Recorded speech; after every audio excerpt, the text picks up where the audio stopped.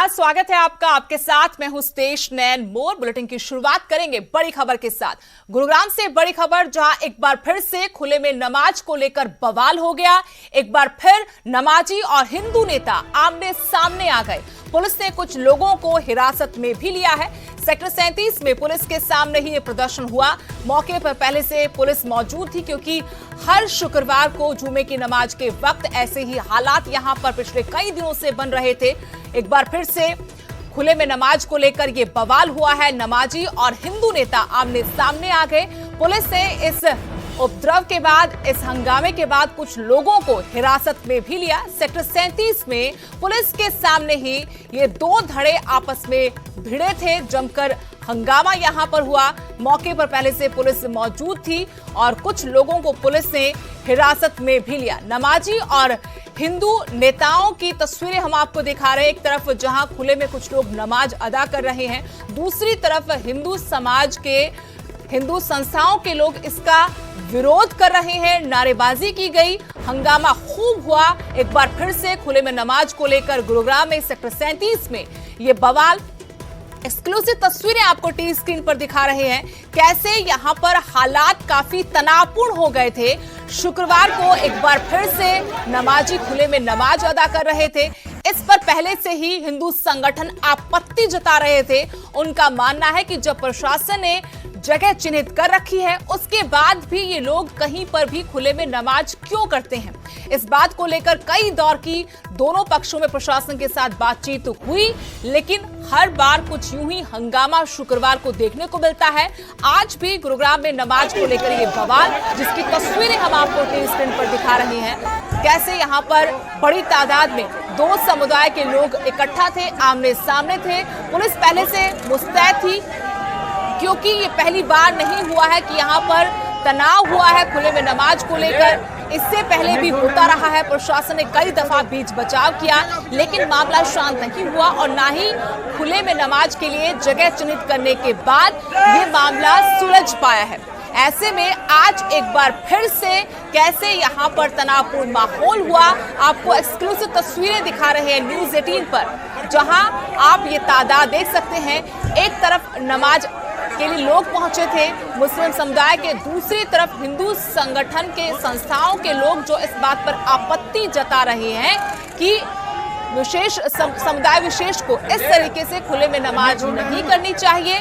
इस बात को लेकर वो पहले भी कड़ा विरोध कर चुके हैं, प्रशासन तक जा चुके हैं। प्रशासन पहले भी बीच बचाव के लिए आया था।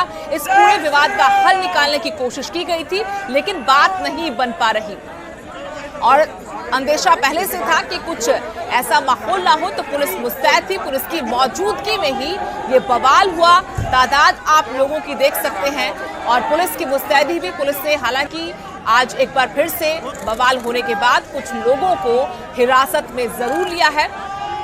गुरुग्राम से तस्वीरें आपको दिखा रहे हैं, कैसे खुले में नमाज को लेकर यहाँ फिर से तनाव देखने को मिला। बड़ी तादाद में कुछ लोग जो हिंदू संस्थाओं, संगठन के बताए गए हैं, वो नारेबाजी करते हुए इस बात का विरोध कर रहे थे कि मुस्लिम समुदाय के लोग यहाँ खुले में नमाज क्यों कर रहे हैं। पुलिस ने कुछ लोगों को हिरासत में लिया। जहां एक तरफ नारेबाजी हो रही थी, विरोध हो रहा था, दूसरी तरफ नमाजी नमाज अदा कर रहे थे। ये जो कर रहा है बिल्कुल गलत कर रहा है। ये हमारी जमीन है, हमारा बाप दादा की जमीन है। हमारे बाप दादा का जमीन पर अत्याचार नहीं होने देगा हम। अरे एक बार नहीं, 101 बार विरोध करेंगे इन बातों को। ये कोई बात है कि ये हमारी जमीन और हमने अरेस्ट करा है? ये देखो प्रशासन भी है वो।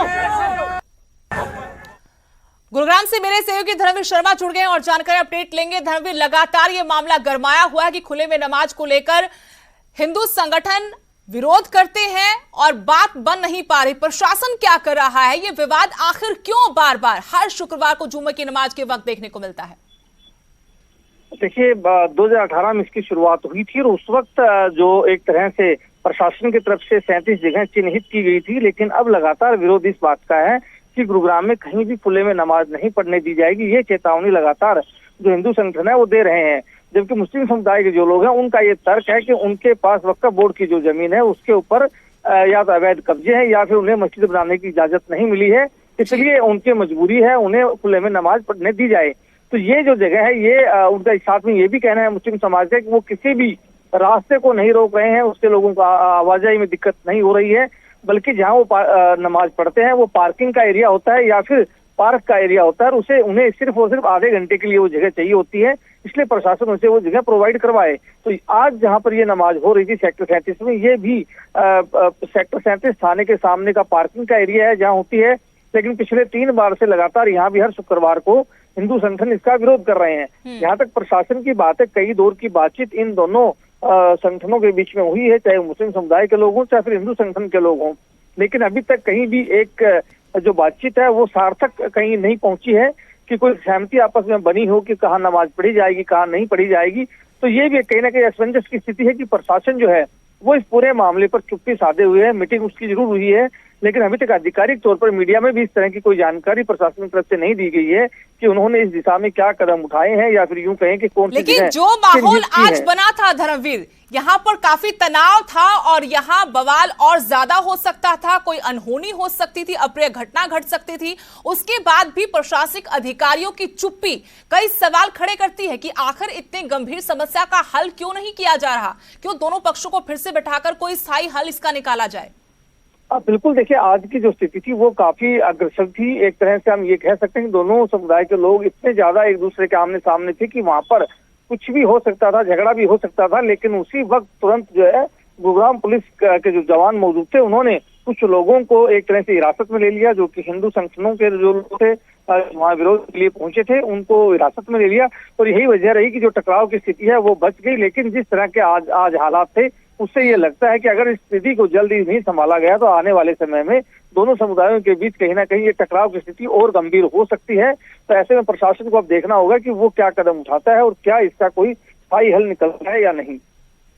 शुक्रिया धर्मवीर तमाम जानकारी के लिए। तो नमाज को लेकर विरोध की खुले में नमाज अदा की जाती है, इसी पर हिंदू संगठन आपत्ति जता रहे हैं। हालांकि 2018 में पहली दफा इस बात का विरोध किया था हिंदू संगठन के लोगों की तरफ से, उसके बाद से लगातार ये विरोध हो रहा है। प्रशासन ने कई दौर की बातचीत की दोनों समुदाय के लोगों के साथ, चिन्हित की जगह की आप यहाँ पर नमाज अदा कर सकते हैं, उसके बाद भी ये विवाद थमा नहीं है बल्कि ये गहराता जा रहा है। आज सेक्टर 37 गुरुग्राम में एक बार फिर से तनावपूर्ण माहौल देखने को मिला, जहां खुले में नमाज करते लोगों का विरोध करने के लिए बड़ी तादाद में हिंदू संगठन के लोग पहुंचे। कुछ लोगों को पुलिस ने हिरासत में भी लिया।